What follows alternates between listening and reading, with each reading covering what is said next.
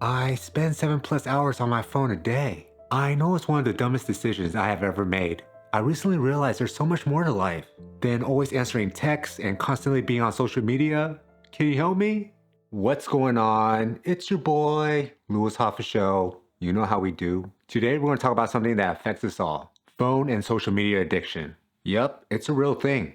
And it's time we tackle it head on. So grab a seat, relax, and let's dive into this topic together. So picture this, I was at dinner the other night for my birthday. Oh, thank you. Anyways, the table next to us had a group of people in their late 20s, early 30s. And guess what? Every single person whipped out their phones the moment there was a slight pause in their conversation. I kid you not, it absolutely scared the crap out of me. I guess the only appetizer they're interested in is their phones. Now you might be wondering, why did this freak me out? Well, because they were missing out on real life moments when they're buried in the digital world. Irony at its finest, right? So in this video, I'm gonna show you guys 3 simple steps to help you break free from phone addiction and reclaim your life. But before we jump into it, let me take you back on my first date with a girl I met on one of those dating apps a while back. We were at a restaurant enjoying a lovely meal, and suddenly during a brief conversation pause, she pulled out her phone. Now I waited a moment, and then without a second thought, I gently took the phone out of her hand. Do me a favor, I said.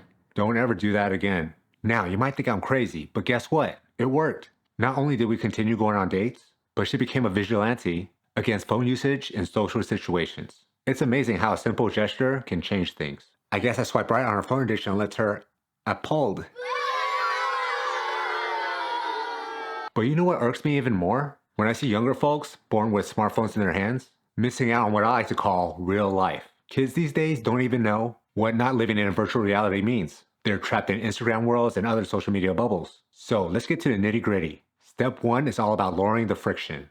And what does that mean? It means making it less convenient for you to use your phone all the time. Trust me, it's much easier to resist the temptation when your phone isn't glued to your hand 24/7. Here's what you can do. Dedicate specific times of the day or days of the week when you intentionally leave your phone behind.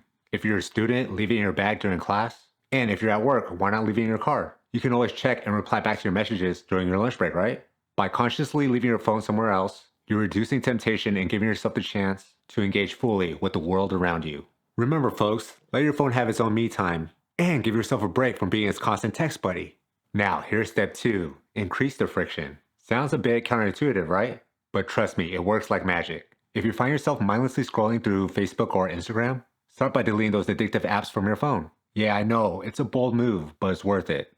Bye-bye Instagram app, adios Facebook app. Removing those little icons from your phone screen makes it harder to impulsively tap on them. And if that's not enough, take it up a notch. Put your phone on airplane mode during specific work blocks or designated phone-free times, so that way you won't be disrupted by constant notifications and alerts.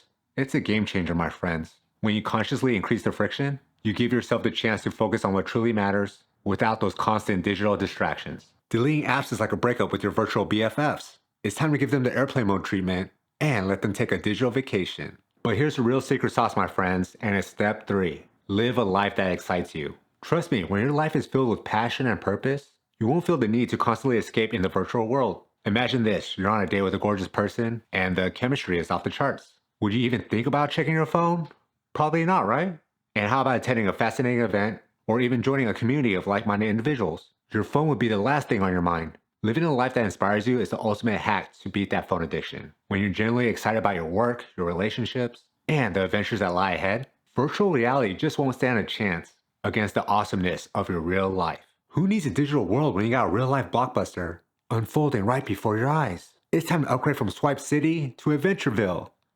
So my friends, I hope these 3 steps have given you some insight into how to kick that phone addiction to the curb.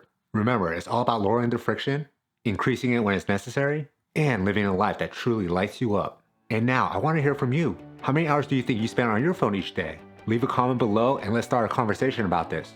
Because we all know what we need to do. So let's just go out there and just do it.